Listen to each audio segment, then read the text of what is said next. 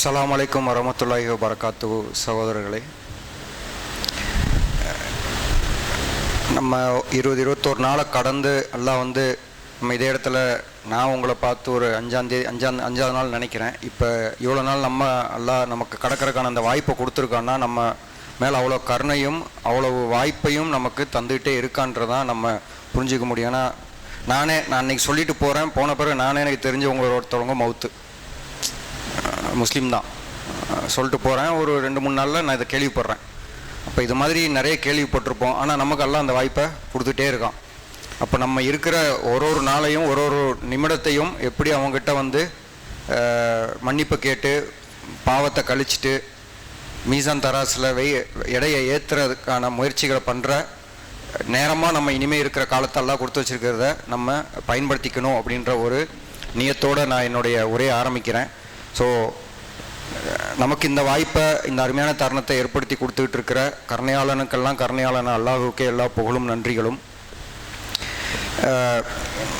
நம்ம இன்றைக்கி தலைப்புக்கு போகிறதுக்கு முன்னாடி ஒரு சின்ன ஒரு வாழ்க்கையில் நம்ம நடக்கிற விஷயங்களையும் நம்ம பார்ப்போம். இப்போ நான் இருக்கேன், எனக்கு ஒரு எமர்ஜென்சி இல்லை, ஏதோ ஒரு கஷ்டம் இல்லை, ஏதோ ஒரு ரொம்ப பர்சனலான விஷயம், அப்படி டக்குன்னு யார்ட்டையும் சொல்லிட முடியாது. சொன்னால் என்னையை பற்றின ஒரு கண்ணியமே கெட்டு போயிடும் அப்படின்னு நான் யோசிக்கிறேன். 2 பேர் இருக்காங்க எனக்கு. ரொம்ப பரிச்சயமான ரொம்ப நல்ல பழகின நண்பர் ஒருத்தர் இருக்கான். இன்னொருத்தர் ஓரளவுக்கு பழக்கமானவர் தான் இருக்கார். அவங்க 2 பேர்கிட்டையும் நான் எடுத்துகிட்டு போகலாம், அதில் ஒன்றும் இல்லை. ஏன்னா இவர்கிட்ட அதிகமாக பழகினதுனால இவர் எனக்கு நிறைய பரிச்சயமாயிட்டார். அதே அளவுக்கு இவர்கிட்ட பழகிட்டா அதே அளவுக்கு பரிச்சயம் இவரும் ஆயிடுவாராக இருக்கும். ஆனால் நான் யாருக்கிட்ட எடுத்துகிட்டு போகணுன்னு நினைப்பேன். யாரை நான் அதிகமாக பழகியிருக்கோமோ அவங்ககிட்ட கொண்டு போனால் ஒரு நம்பிக்கை இருக்கும் நமக்கு. ஏன்னா நம்ம பல சந்தர்ப்பங்களில் பல சுச்சுவேஷன்ஸில் நம்மள மாதிரி அவங்க இருந்திருக்கலாம். இது மாதிரி மாற்றி மாற்றி நமக்கு ஒரு பழக்கம் வந்திருக்கும் அவங்க கூட நமக்கு. அப்போ நமக்கு ஒரு நம்பிக்கை எது வழியாக வரும்னா சும்மா இவர் நம்புங்க அப்படின்னா வராது. அப்போ நம்ம அவங்க கூட நிறைய தருணங்களில் நம்ம பழகி இருக்கணும். அந்த பழக்கத்தினால அவங்க கேரக்டர் நமக்கு மேட்ச் ஆனதுனால நமக்கு ஒரு நம்பிக்கை வந்தால் நம்ம அவங்ககிட்ட அந்த பாயிண்ட்டை எடுத்துகிட்டு போவோமே ஒழிய வேறு அவ்வளோ ஈஸியாக அதை எடுத்துகிட்டு போயிட மாட்டோம். இப்போ இந்த பக்கம் ஒருத்தர் இருக்கார். இப்போ இந்த நம்பர் இப்போ நமக்கு அவைலபிளாக இல்லை. ஃபோன் அடிக்கிறோம், எடுக்க மாட்டுறாரு. வச்சுப்போம், பரிச்சயமானவர், நம்பி அடிச்சிட்டோம், ஃபோனை எடுக்கலவர். இப்போ ஆப்ஷன் இல்லை, எனக்கு இவர்கிட்ட தான் போகணும். இவர் எனக்கு கொஞ்சம் காலமாக தான் தெரியும். ஒரு பயம் உள்ளுக்குள்ளே இருக்குமா இல்லையா? ரொம்ப பர்சனலாக பேச போகிறோம். இவர் சொல்லாதன்னு சொன்னாலும் சொல்லாட்டின்னு சொல்கிறாரான்ற அவருக்கு தான் நமக்கு தெரியாமல் போயிடும். இப்போ எவ்வளோ நம்ம ஒரு ஒரு கம்ஃபர்டபுளாகவே இருக்க மாட்டோம். ரொம்ப ஒரு மாதிரி, அதாவது நம்ம பிரச்சனையை தாண்டி பெரிய பிரச்சனைக்கு போயிடும் அவர்கிட்ட போகிறதுக்கு. ஆனால் எனக்கு ஆப்ஷனே இல்லை. என்ன தான் பண்ண முடியும்? எனக்கு இப்போ யாரோ உதவி பண்ணி ஆகணும், போய்த்தானே ஆகும். இப்போ யோசித்து பார்த்தா நம்ம கற்பனையில் இவர்கிட்ட போகும்போது நமக்கு இருக்கிற இந்த மாதிரி பரிச்சயமானவங்க கிட்ட, நம்புறவங்க கிட்ட, யாரை ட்ரஸ்ட்டாக ஒருத்தியாக நினைக்கிறோமோ அவங்ககிட்ட போகும்போது சொன்ன உடனே பாதி பிரச்சனை தீர்ந்த மாதிரி நம்புவோமா இல்லையா? அனுபவிச்சிருப்போம்ல, அது தீர்ந்துருக்காது. ஆனால் அவர் காதில் கேட்டுட்டு சரி விடுப்பா, இது சரியாகும், நான் என்ன பண்ணுறேன்னு பார்க்குறேன், நீ கொஞ்சம் டைம் கொடு, இவ்வளோதான் சொல்லுவாங்களா இருக்கும். ஆனால் நமக்கு என்ன இருக்கும்? பா சரி அவன்கிட்ட சொல்லிட்டேன், நிம்மதியாக இருக்கும், கொஞ்சம் பாதி பிரச்சனை நமக்கு சால்வ் ஆயிரும் நான் நம்புவோம். இங்கே தெரியாது, பிரச்சனை கூடுனாலும் கூடிரும், இல்லை அதே மாதிரி அனுபவம் கிடைச்சாலும் கிடைக்கும். ஆனால் நமக்கு தெரியாது. ஏன் தெரியாதுன்னா அவங்கள நமக்கு தெரியாது. பிரச்சனைங்க அதுதான். அவங்க கூட நமக்கு பரிச்சயம் இல்லை, அவங்கள நமக்கு தெரியாதனால இது நமக்கு தெரியாது. இது நமக்கு புரியும். நம்ம சின்ன பசங்க வரைக்கும் இது புரியும். ஏன்னா அவன் ஃப்ரெண்டுன்னா போய் எல்லாத்தையும் பேசுவான். அவன் கூட பேசாதவன், என்னை போய் எங்கள் அப்பா கிட்ட சொல்லி விட்ருவானா, போய் பேச மாட்டாங்க யாரும். பசங்க வரைக்கும் இருந்தது யாருக்கும் மாற்றம் இல்லாத ஒரு அனுபவம் கிடைக்கிற விஷயந்தான். இப்படி வச்சுப்போம். இப்போ இன்னைக்கு நம்ம தலைப்புக்கு வருவோம். நம்ம மன்னிப்பு கேட்க போகிறவன் யாரு? அவனை நமக்கு எவ்வளோ தூரம் தெரியும்?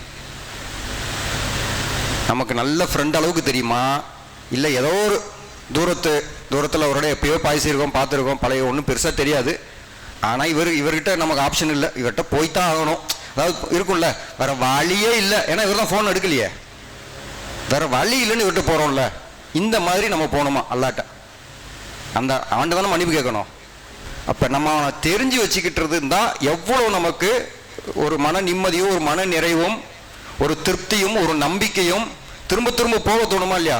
போன தடவை போனேன், அவன்கிட்ட பிரச்சனையை சொன்னப்பா, சால்வ் ஆச்சு இல்லையா, ஆனால் ஏதோ எனக்கு நடந்துருச்சு உள்ளத்தில், மறுபடியும் அவன்கிட்ட தான் போவோம், இவன்கிட்ட போக மாட்டான். இப்போ நம்ம இதெல்லாம் ஒரு சுய பரிசோதனைக்காக நான் சொல்கிற உதாரணங்களை வச்சுப்போம்.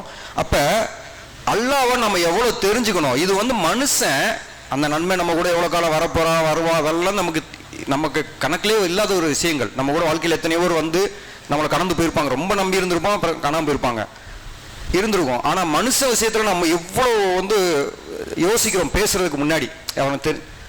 அவன் அப்போ எவ்வளோ நம்ம அவனை தெரிஞ்சு வச்சுக்கிட்டு போகிறோம். தெரிஞ்ச பிறகு போகணும்னு இல்லை, எவ்வளோக்கு எவ்வளோ அவனை பற்றி தெரிஞ்சுக்கிறோம். அவன் யாரு, என்னை மன்னிப்பு கேட்க சொல்றானே அவன் யாரு, ரைட்டா? இப்போ அல்லாஹ் அப்படின்னு நம்ம எல்லாரும் சொல்லுவோம், ரப்புன்னு சொல்லுவோம். ரப்புக்கே பேசலாம், அவ்வளோ அர்த்தங்கள் இருக்கு ரப்புன்ற வார்த்தைக்கு. ரப்புன்ற வார்த்தைக்கு தமிழில் அதுக்கு ஈக்குவலண்ட் ஒரு சிங்கிள் வார்த்தையில் அடக்க முடியாது ரப்பை. அதுதான் அந்த அரபி மொழியில் ஒரு மொழிக்கு இருக்கிற மாதிரி அரபிக்கு இருக்கிற அந்த ஒரு பியூட்டி சொல்லலாம் ரப்புன்ற வார்த்தைக்கு. ஏன்னா பராமரிப்பவன், கண்காணிப்பவன்,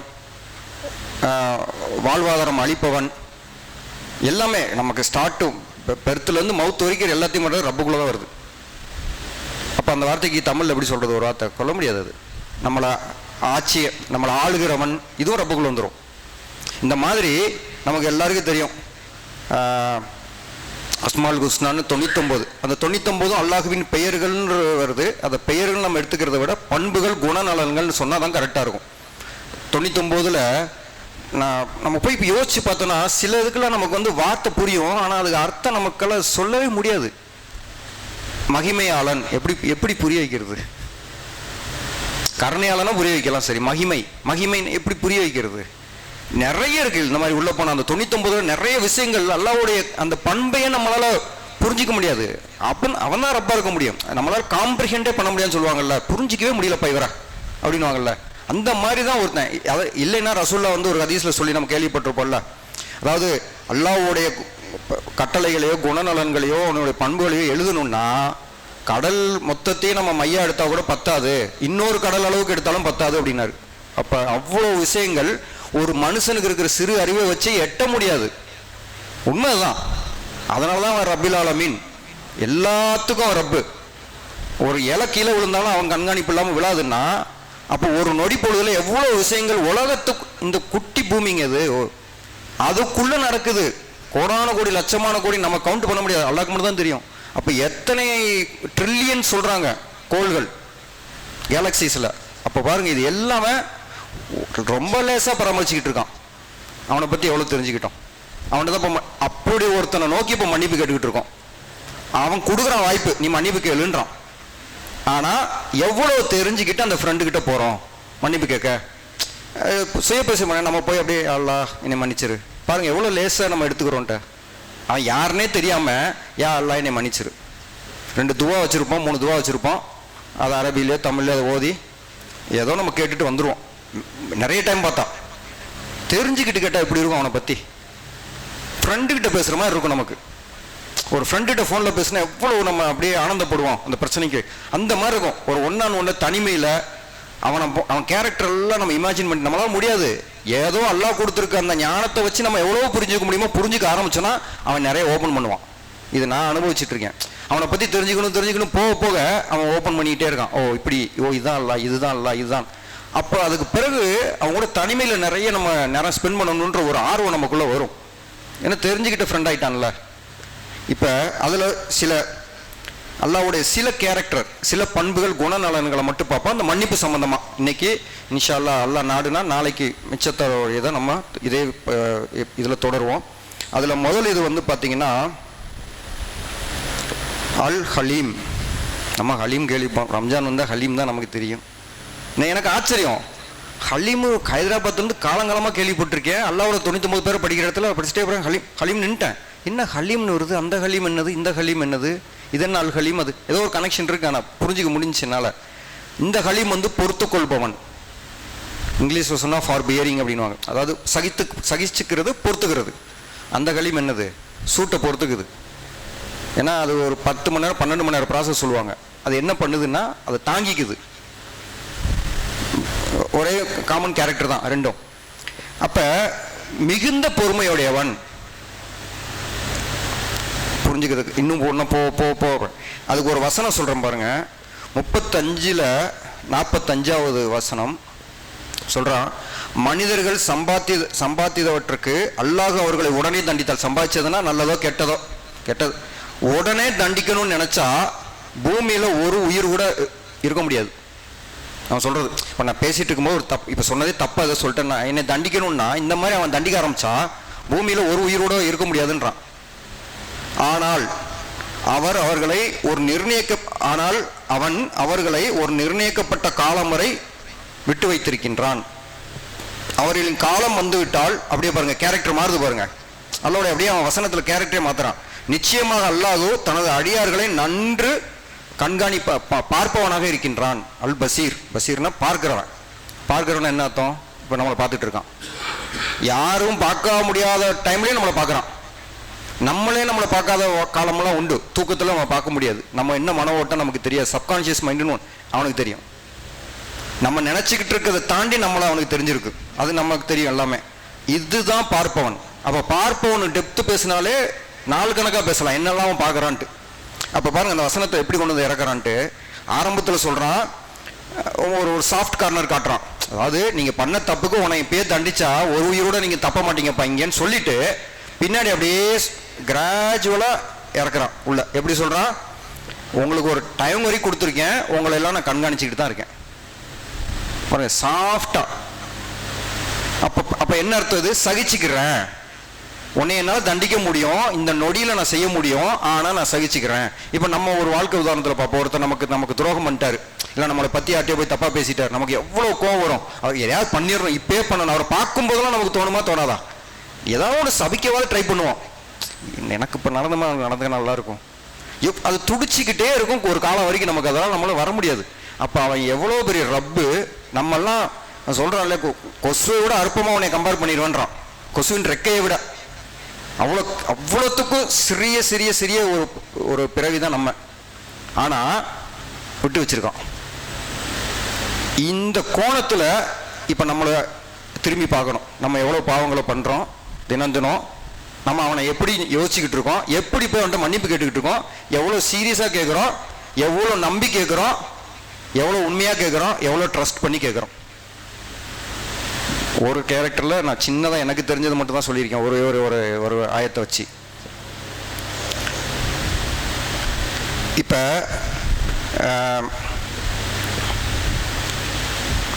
அடுத்தது பார்த்தீங்கன்னா,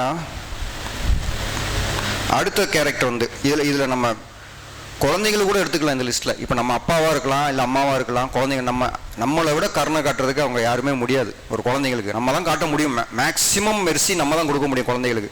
நம்ம பொறுத்துப்போமா? அல்லா பொறுத்துக்கிற மாதிரி நம்மளை அல்லா பொறுத்துக்கிற மாதிரி நம்ம குழந்தைங்களே நம்ம பொறுத்துக்க மாட்டோம். பட்டுன்னு ஒன்று வச்சுருவோம். ஒரு தடவை 2 தடவை தான், 3ஆவது தடவைலாம் அதிகம், பட்டுன்னு ஒன்று விழுகும். ஏன்? இனி நீ பண்ணாதான் அங்கேயே தண்டனை விழுகும் அவங்களுக்கு. ஆனால் அவன் பாருங்க, 60 வருஷமா 70 வருஷமா 100 வருஷமா பண்ணாத அநியாயமா, பண்ணாத தப்பா, தெரிஞ்சும் தெரியாமலும் மறைஞ்சு மறியாமலும் ஆனாலும் யாரையும் அவன் இங்கே தண்டிக்கலை. வார்னிங் வேணா கொடுக்குறான், சோதனைகளை கொடுத்து. அதுவும் அவன் நல்லடியார்களுக்கு தான் அந்த வார்னிங் புரியுமே. சோதனைகள் எல்லாருக்கும் வரும், ஆனால் நல்லடியார்களுக்கு, அதாவது அவன் யாரை தேர்ந்தெடுத்துனா அவங்களுக்கு அந்த சோதனை புரிஞ்சு தங்களை மாற்றிக்க முயற்சி பண்ணுவாங்க. தவிர தண்டனை அவன் வந்து அது சில பழைய சமுதாயங்களுக்கு தண்டனை கொடுத்துருக்கேன்னு நல்லாவே குரானில் சொல்லிட்டான். அந்த இதெல்லாம் முடிஞ்சு போச்சு. கடைசியாக வந்த வேதத்துக்கு பிறகு அல்லாஹ் எங்கேயுமே எடுத்துக்காட்டுகளை கொடுக்கவே இல்லை. ஏன்னா கொடுத்தப்ப வேதத்தை மாற்றணுமே, எப்படி மாற்றுவான்? அதனால தான் பார்த்தீங்கன்னா ஆது சமுதாயம் சமூக சமுதாயம் நீ யாரை வேணா எடுங்க, குரானில் இருக்கிற சமுதாயங்கள் அழிச்சதை பற்றி பேசுனதுக்கு காரணம் நமக்கு கொடுத்த உதாரணங்கள். நான் இனியும் அதை காட்ட மாட்டேன், இனி நேராக கியாமத்து நாளில் தான் நடக்க போகுது. அப்போ எவ்வளோ லாங் பீரியடுக்கு எல்லாம் அக்கௌண்ட் ஆகிட்டு இருக்கு ரெக்கார்டில், ஆனால் பொறுமையாக இருக்கான். அப்போ எவ்வளோ சகிச்சுக்கணும். இது நமக்கு அல்லாவே யாருன்னே தெரியாமல் வாழ்ந்துட்டு இருக்காங்க. ஷிர்க்கு வச்சுக்கிறவங்களும் சரி, நாத்திகர்களும் சரி, அதெல்லாம் எவ்வளோ சகிப்பு. நான் அந்த லிஸ்ட்டில் தானே இருந்தேன் 2 வருஷத்துக்கு முன்னாடி வரைக்கும். அப்போ நான்லாம் வந்து ரொம்ப மருத்துவம் தானே. ஆனால் எல்லாம் எனக்கு நல்ல வாழ்க்கை கொடுத்தான்ல, அவ்வளோ நல்ல வாழ்க்கையை கொடுத்தானே. அப்போ அது கருணை இல்லாமல் கொடுத்துருப்பானா, சகிப்புத்தன்மை இல்லாமல் கொடுத்துருப்பானா? அப்போ இந்த அலிம்ன்ற ஒரு கேரக்டருக்கு எவ்வளோ டெஃபனிஷன் டெப்த்து போக முடியும்னு பாருங்க. அப்படி ஒருத்தங்கிட்ட போய் நான் இப்போ மன்னிப்பு கேட்குறேன்னா எவ்வளோ பெரிய ஒரு அருட்கொடைய என்னை உயிரோட உட்கார வச்சு கேட்க விடுறான். நான் நேத்தோட மவுத்து இல்லை 1 hour முன்னாடி மவுத் ஆயிடுச்சுன்னா அந்த வாய்ப்பு எனக்கு எங்கே கிடைக்கும்? அதுக்கு மேலேயும் அவன் எவ்வளோ சொல்கிறான், கடைசி 10 நாள். நீ 30 நாள் முடியலையா விடு, இந்த 10 நாள் எடுத்துக்க. அதுலேயும் இல்லையா இந்த ஒற்றைப்படையாவது எடுத்துக்கப்பா. எவ்வளவு எக்ஸப்ஷன் நமக்கு மட்டும். அப்போ முஸ்லீமாக பிறந்தவங்களாம் பாக்கியசாலின்னு சொல்கிறதுல எவ்வளோ எக்ஸப்ஷன்ஸ் நம்ம கொடுத்துக்கிட்டே இருக்கான் பாருங்க. இது பாவம் இல்லையா? அவங்களுக்கு வாய்ப்பே கொடுக்கலையே. இப்போ என்னையுமா எல்லாம் அங்கேருந்து தேர்ந்தெடுத்தா வந்துட்டேன், தேர்ந்தெடுக்கா இன்னும் அங்கேயே தான் இருக்காங்க. அப்போ எவ்வளோ அவங்களுக்கு வாய்ப்பு கிடைக்காம இருக்கும். மனக்குழப்பத்தில் போய் எங்கெங்கேயோ போய் கோயில் இல்லை சர்ச்சு இல்லை எங்கெங்கேயோ சுற்றிட்டு இருக்காங்க. போய் பாவ மன்னிப்பு கேட்குறேன்னு பாதிரியாட்ட போய் நின்றுருப்பாங்க. பாவ மன்னிப்பு கொடுக்குறவன் எங்கே இருக்கான்? நம்ம பேசிகிட்டு இருக்கவன் ஒரு மனுஷன் எப்படி பாவ மன்னிப்பு கொடுக்க முடியும்? எப்படி கொடுக்க முடியும்? அவனும் பாவம் செய்கிறவன் தானே. இப்படி ஒரு கேரக்டர் உள்ள ஒரு ரப்பை விட்டு நம்ம போய் கேட்க முடியுமா? இந்த ஒரு ஒரு ஒரு பண்பே போகலாம் இன்னும். ஆனால் நம்ம நேரத்தை கருதி அடுத்த பண்புக்கு போகிறோம். அப்போ முதல் பண்பு என்ன? நம்ம இப்போ பார்த்தது அல் ஹலீம், சகித்து கொள்பவன், தாமதப்படுத்துபவன், தண்டனையை எப்படி வேணால் சொல்லலாம். சகித்து கொள்பவன், மிகவும் பொறுமைசாலின்னு சொல்லலாம், தண்டனையை தள்ளி போடுறவனு சொல்லலாம். இதெல்லாம் அல் ஹலீமுக்கு உள்ள வர்ற விஷயங்கள். அடுத்த கேரக்டரு அல் கஃபூர். அல் கஃபார் இருக்கு, அல் கஃபூர் இருக்கு. அல் கஃபாரம் நம்ம தமிழில் சிம்பிளாக சொல்லிடுவாங்க. அல் கஃபார்னா மிக மன்னிக்கக்கூடியவன்வாங்க. அல் கஃபூர்னா மகா மன்னிக்கக்கூடியவன்வாங்க. அதான் உச்சகட்ட மன்னிக்கக்கூடியவன் அப்படின்வாங்க. அந்த கஃபார், கஃபாரூர் ரஹீம் அப்படின்வாங்க. நம்ம இப்போ சூறாலே வர்றதெல்லாம் வசனங்களில். இது என்னது? அடுத்து இது திரும்ப திரும்ப திரும்ப மன்னிக்கிறது, சலிப்பே இல்லாமல் மன்னிக்கிறது. நீ பண்ணிட்டே இரு, ஆனால் நீ கேட்டேன்னா நான் மன்னிச்சுட்டே இருப்பேன். எப்படி இருக்கு பாருங்க. இப்போ அந்த குழந்தை அப்பா உதாரணத்தை எடுத்துப்போமே, நடக்குமா? அது வாய்ப்பு இருக்கா? அப்படி இருந்தால் எப்படி இருக்கும்? அந்த குழந்தைக்கு அந்த அப்பா விட்டு பிரியுமா? நம்பிக்கை எப்படி இருக்கும்? நான்லாம் என்ன பண்ணாலும் என் அப்பாட்ட போய் சொல்லிடுவேன். ஏன்னா அவர் மன்னிச்சிருவாரு. என்னைக்கோ ஒரு நாள் திருந்துவேன்னு அவருக்கு தெரியும். அந்த வயசு வர வர அந்த மெச்சூரிட்டிக்கு வருவாங்களா? ஆனால் நமக்கு அதுக்கு நேரம் நம்ம கொடுப்போமா? கொடுக்க மாட்டோம். ஏன்னா நம்ம படைக்கப்பட்டது அப்படி தான். அதுக்காக நம்ம தப்பு செய்கிறோம் தெரியல, படைக்கப்பட்டது அப்படி தான் நம்ம. அதனால தான் அவன் ரப்பு, நம்ம மனுஷன். ஆனால் ஒரு குழந்தையவே நம்மளால் 2-3 தடவைக்கு மேலே பொறுத்துக்க முடியாமல் அங்கேயே தண்டனையை கொடுத்து அதை திருத்த பார்ப்போம். ஆனால் அவன் பாருங்க, மன்னிக்கிறேன், நீ போய் பண்ணாத போகிறோம், திரும்ப பண்ணுவோம், திரும்ப வருவோம், யாரெல்லாம் நீ மன்னிச்சிரு. நான் என்னைய வச்சே சொல்கிறேனே, போவோம், கேட்போம், எல்லாம் மன்னிச்சிரு. அந்த டைம் கேட்கும்போது எப்படி இருக்கும்னா, இனிமேல் நான் பண்ணவே மாட்டேன் பாரு அப்படின்னு வந்துடுவான். ஒரு 2-3 நாள் திரும்ப நடக்கும் ஏதாவது, திரும்ப அங்கேயே போய் நிற்போம். அப்போ அதுக்கு ஒரு வசனம் சொல்கிறான் பாருங்க. முன்னாடி கேரக்டர் எப்படி இறக்குனா அல் ஹலீமுக்கு, இதுக்கு பாருங்க ஒரு வசனம் 39:53. என் அடியார்களே, உங்கள் மீது அநியாயம் செய்து கொண்டவர்களே, நம்மளே சொல்கிறான். அதான் நீங்கள் வரம்பு மீறி இருக்கீங்க. அது ஒரு வார்னிங் மாதிரி இருக்கும். நான் சொன்னதை தாண்டி நீங்கள் செஞ்சு வச்சிட்டீங்க, அப்படிதான் ஆரம்பிக்கிறான். ஆனால் அல்லாஹுவின் அருளில் நம்பிக்கை இழக்காதீர்கள். எப்படி இருக்கு பாருங்க. முதல் வார்த்தை, நீ வரம்பு மீறிட்ட. நம்ம குழந்தைகிட்ட சொல்கிறான், நீ வரம்பு மீறிட்ட பார்த்துக்க. ஆனால் அப்படின்னா அவன் சிரிப்பான், என்னடா இது மிரட்டினாரு, இப்போ போய் திடீர்னு இப்படி பேசுறாரு. அப்படிதான் இருக்கு அந்த வசனம். வரம்பு மீறிட்டீங்க, ஆனால் என் மேலே நம்பிக்கை நீ இழந்துடாத. நிச்சயமா அல்லாஹு எல்லா பாவங்களையும் மன்னிப்பான், நிச்சயமாக அவனே மிக மன்னிப்பவன், மிக அருளாளன். அதான் இந்த கஃபூர். திரும்ப திரும்ப மன்னிச்சுக்கிட்டே இருப்பேன், என் மேல நம்பிக்கை இழந்துடாதன்றான். இது ஒரு ஒரு ஒரு முஸ்லீம் அறிஞர் சொல்லி நான் கேள்விப்பட்டது. அவர் சொல்றாரு, உச்சகட்டமா நம்ம போய் எங்க தெரியுமா அல்லாஹ்வை கோபத்துக்கு ஆளாக்குற இடம் இந்த இடம் தான். அந்த நம்பிக்கைன்னு சொல்றான்ல, இழந்துடுறது. இது ஷைத்தான் நம்மளை கொண்டு போய் விடுவான்.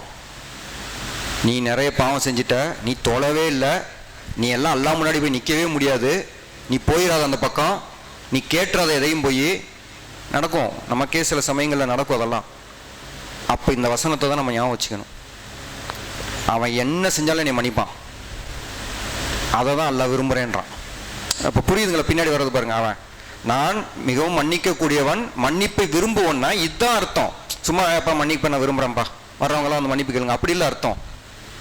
நீ எவ்வளோக்கு எவ்வளோ என்கிட்ட கேட்கணும்னு ஆசைப்படுறியோ அவ்வளோ விட அதிகமாக நான் விரும்புகிறேன். நீ கேட்ப. நீ ஏன் விரும்புகிறான்? அவனுக்கு என்ன நம்மளை விட்டு ஆள் இல்லையா விரும்புறதுக்கு? ஏன் விரும்புகிறான்? ஏன்னா நம்ம எப்போ போவோம், நம்மனா தானே போவோம். அந்த நம்பிக்கை இழக்காமே இருக்கும்ல.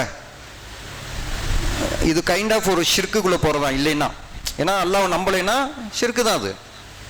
அப்போ நம்புகிறோம், எவ்வளோ பெரிய தப்பு பண்ணாலும் நம்பிக்கிட்டே இருக்கோம்னா அவனை மன்னிச்சிக்கிட்டே இருக்கேன்றான். எவ்வளோ பெரிய கருணையாக இருக்கணும் இதெல்லாம். இந்த வாய்ப்பு வெளியில் இருக்கிறது கிடைக்குதா? அப்போ பாருங்கள், ரம்ஜானில் நமக்கு கடைசி 10 நாளில் ஒற்றைப்படையை எடுத்துக்க, உனக்கு இஷ்டப்பட்ட மாதிரி என்கிட்ட வந்து கேளு. ஏதாவது நம்மளை என்ன மித்த இதில் சொல்கிற மாதிரி வேல் குத்து தீமிதி இல்லை அங்கே போ இங்கே போ கஷ்டப்பட்டு நட, இது எதுவுமே இல்லையே. நான்லாம் அந்த இதுவும் பண்ணியிருக்கேன், தப்புக்காகன்னு இல்லை. ஆனால் திருப்பதி கோயிலில் படியிலே ஏறி போயிருக்கேன்.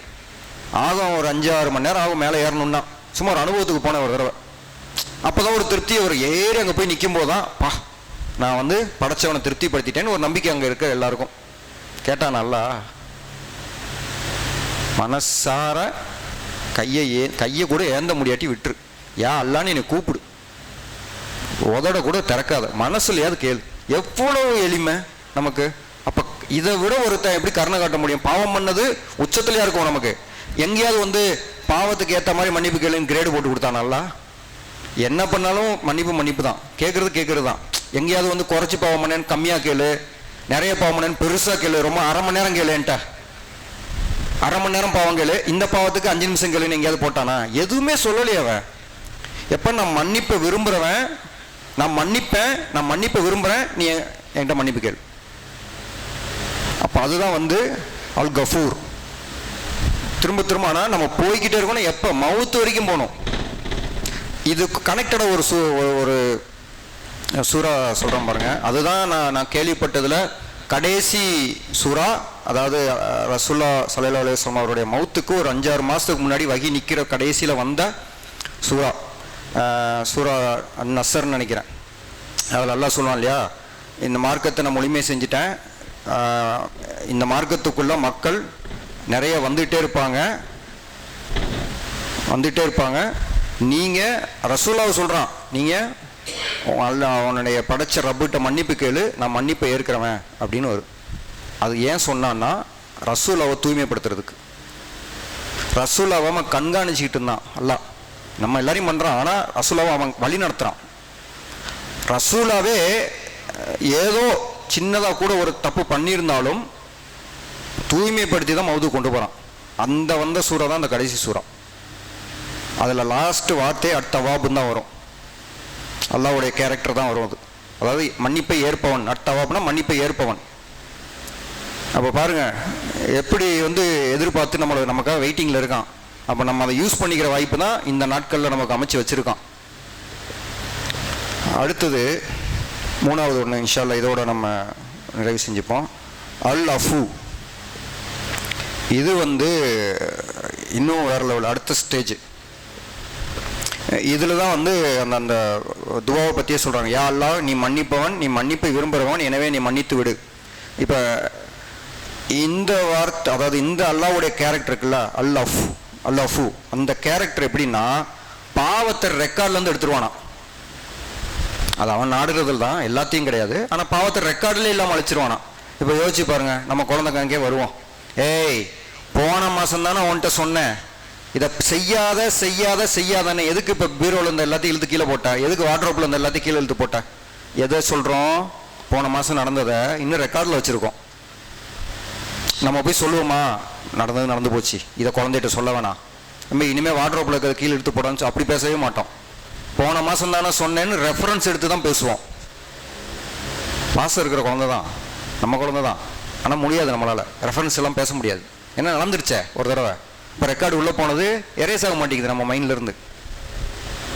ஆனால் அவன் அது எப்படி சொல்கிறாங்கன்னா, இப்படி ஒரு சம்பவமே நடக்காத மாதிரி நம்ம ரெக்கார்ட்லேருந்து எடுத்துருவானா. அப்போ எவ்வளோ நம்மளை வந்து க்ளீன் பண்ணி அனுப்பி விட்றான் திரும்பி. ஆனால் அது நமக்கு தெரியாது, நம்ம நம்பணும். அதுதான் எல்லாமே இருக்க நம்பிக்கை. அந்த நம்புறதுன்றதை எப்படி கண்டுபிடிக்க முடியும்? எல்லாம் ரெக்கார்டாக காட்டுவான். அது நம்ம கேமத்தில் அன்னைக்கு தான் தெரியும். நம்ம உள்ளத்தில் அது ரெஃப்ளெக்ட் ஆகும். ஒரு உழுக்கும் அந்த டைம். அது எப்போ உழுக்கும்னா, நம்ம எவ்வளோ அல்லவ நம்பி நெருங்கணும், அந்த பாவத்தை என்ன உச்சத்தில் செஞ்சோம், இனி செய்யக்கூடாதுன்னு எந்த திருந்தணும்னு நினச்சோம், இது எல்லாம் உள்ள ஒரு சைக்காலஜி, ஒரு கெமிஸ்ட்ரி, ஒரு கெமிக்கல், எல்லா ஃபிசிக்கல் பல ரியாக்ஷன் உள்ள ஓடும். அப்படி ஓடி அவன் அப்படியே பண்ணி நம்ம விட்டுருவோம்.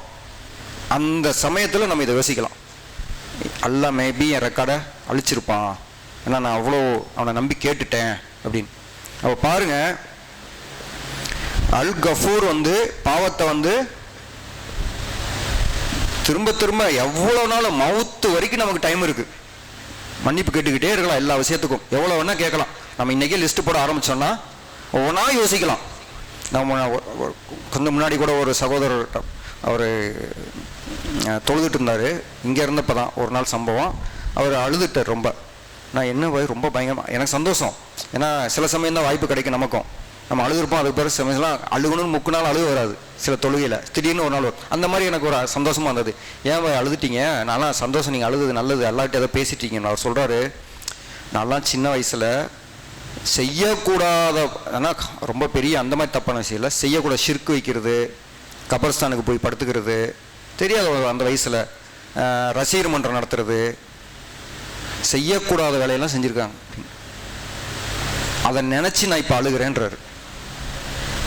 அப்போ அவர் பாருங்க, மனம் திருந்திருக்கு எவ்வளோ, எத்தனை தடவை அவர் கேட்டுக்கிட்டு இருந்திருப்பாரு அல்லாட்ட. அந்த அழுகையை கொடுத்தது யாரு? அவன்தான். கேட்க நிற்க வச்சது யாரு? அவன்தான். அப்போ அந்த அளவுக்கு அவனை நம்பி நம்ம அவன் மேலே ஒரு அன்பை வச்சு போய் நின்னோன்னா மிச்சத்தை அவன் பார்த்துப்பான். நம்மக்கிட்ட இருந்து எந்த எடுக்கணுமோ எடுத்துருவான், நம்மக்கிட்ட க்ளீன் பண்ணி விட்டுருவான். கரெக்டு தானே? ஸோ அதனால் அல்லாஹுவை நம்ம இன்னைக்கு இதை எப்படி எடுத்துக்கலாம்னா, இன்ஷால்லா நம்ம வந்து அல்லாஹ் யாருன்றதை நம்ம புரிஞ்சிக்க நிறைய முயற்சிகளை எடுத்து அவங்க கூட பேசுகிற பழக்கத்தை நம்ம உண்டு பண்ணிக்கிட்டே இருந்தோம்னா நிச்சயமாக நம்ம அவங்ககிட்ட நெருங்கி போவோம். அவனை நம்ம ரொம்ப சொல்லுவாங்க இல்லையா, இந்த உலகத்தில் இருக்கிற எல்லாத்தையும் விட அல்லாஹுவையும் அல்லாஹ்வின் தூதரையும் நேசிக்கணும்னு. அது ஸ்டேட்மெண்ட்டு சொல்கிறதுக்கு சொல்லிட்டு கடந்து போயிடலாம். அது எப்படி வாழ்கிறது? சொல்கிறது ஈஸி, எப்படி வாழ்கிறது? என் பிள்ளையோடவா, என் மனைவியோட, எங்கள் அம்மா அப்பாவோட நான் எப்படி நேசிக்கிறது? இப்படி தான். அப்படி இருக்கும்போது நம்ம இந்த உலகத்தில் இருப்போம், ஆனால் கனெக்டடாக இருப்போம் அல்லாவோட கனெக்ஷன்லேயே இருப்போம். ஏன்னா அவன்கிட்ட தான் பேசிகிட்டே இருக்குமே, அவனை தான் நமக்கு யாருன்னு தெரிய ஆரம்பிச்சிருச்சே. அப்போ நம்ம அவனை நெருங்கி போகணுன்னா தான் அவன் சொல்கிறான் இல்லையா, நீ ஒரு அடி வா, நான் பல அடி வர்றேன் அப்படின்றான். இதுதான் அதோடைய அர்த்தம். வர்றதுன்னு எந்திரிச்சு போடல, உள்ளத்தில் அவனை வந்து நெருங்கணும்னா இன்ஷா அல்லாஹ் நம்ம எல்லாரும் அல்லாஹுவை பற்றி நிறைய அதிகமாக தெரிஞ்சுக்கணும். ஏன்னா அவன் தான் நம்மளை படைச்சான், அவன் தான் நம்ம மன்னிக்க போகிறான், அவன் தான் நாளைக்கு நமக்கு தீர்ப்பு கொடுக்க போகிறான். ஸோ இதோட இந்த முதல் உரையை முடிச்சுக்கிறேன். இன்ஷா அல்லாஹ் நாளைக்கு அல்லாஹ் நாடுனானா ரெண்டாவதுல இன்னும் சில அல்லாஹ்வுடைய பண்புகளை பற்றியும் மன்னிப்புக்கு சம்மந்தமாக அது எப்படி நமக்கு நெருக்கத்தை கொண்டு வருதுன்றதை பற்றி நம்ம நாளைக்கு இன்ஷா அல்லாஹ் பார்ப்போம். அஸ்ஸலாமு அலைக்கும் வரஹ்மத்துல்லாஹி வபரகாத்துஹு.